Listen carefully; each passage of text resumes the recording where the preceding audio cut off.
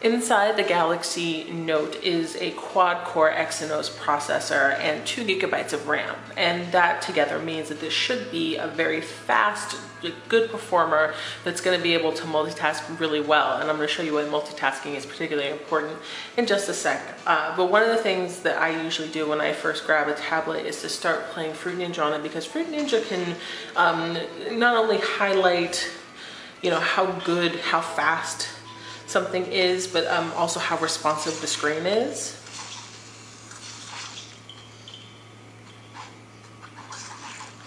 And despite the fact that I'm like super terrible at this game playing it sideways, I am noticing that, I'm not seeing any, lag at all.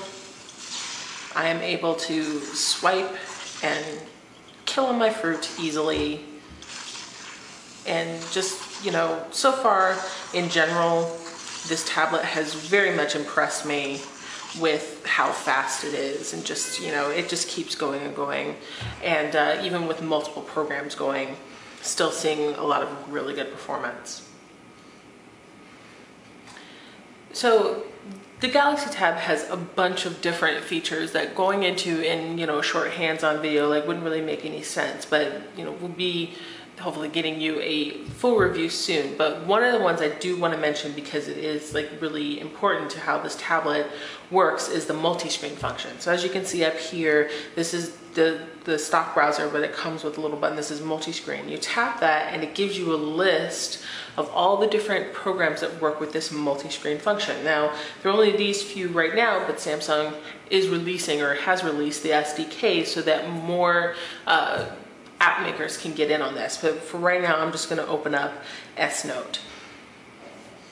And so then, see, it shows you, gives you a little tutorial on what multi-screen is, and now we have 2 apps side by side as if we are working in, say, Windows. And with this, it makes it really easy to say, okay, you can continue browsing or doing whatever you're going to do on the browser. The browser is going to work how the browser works. S Note's going to work how S Note works. Makes it super simple to say copy what's over here, paste it over here without having to flip back and forth using the recent apps button. Another thing that Samsung does in TouchWiz, which has been, sort of controversial as to is this really useful, is these little mini apps that are down here in this tray. And these mini apps will float on top of the other apps. And so you've got all kinds of stuff going on here in terms of all the little different apps you can put. Now, this may make the screen seem super busy, but at the same time, it makes it very fast to just get a whole bunch of stuff done. I can see this being useful for business people. I can see it being useful for students.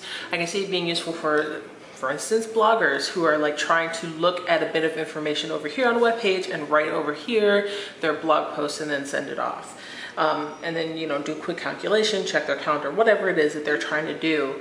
So I like that about this whole setup, is that you can, have some information over here and use that information in what you're doing over here.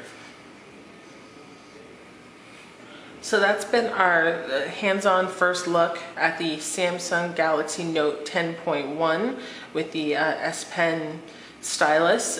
Basically, overall, right now, really liking this. I like the speed.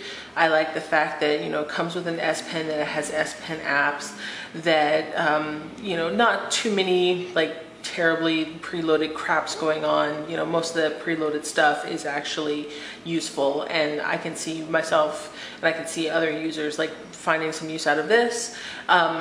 Light, not ultralight, not the lightest ever, also not the thinnest ever, but still very thin, very well designed and just well thought out. Whether or not the S Pen is going to be super useful for you, it almost doesn't matter, because you don't need the S Pen to control this.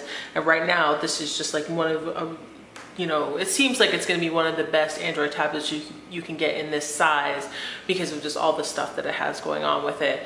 And there are, like I said, a lot of features that I didn't go over here because there's just so many to detail. But if you paid any attention to the Galaxy S3 launch, and saw all the different features that came with that for sharing, taking pictures, etc., etc., a lot of those are in here too. The only thing this doesn't have is NFC, so you can't do the S-Beam thing, but pretty much almost everything else.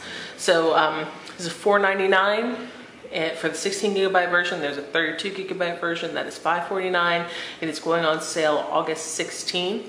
And so check it out if you want, and hopefully full review coming soon. This is KT Bradford for Liliputing.com checking out the Galaxy Note 10.1.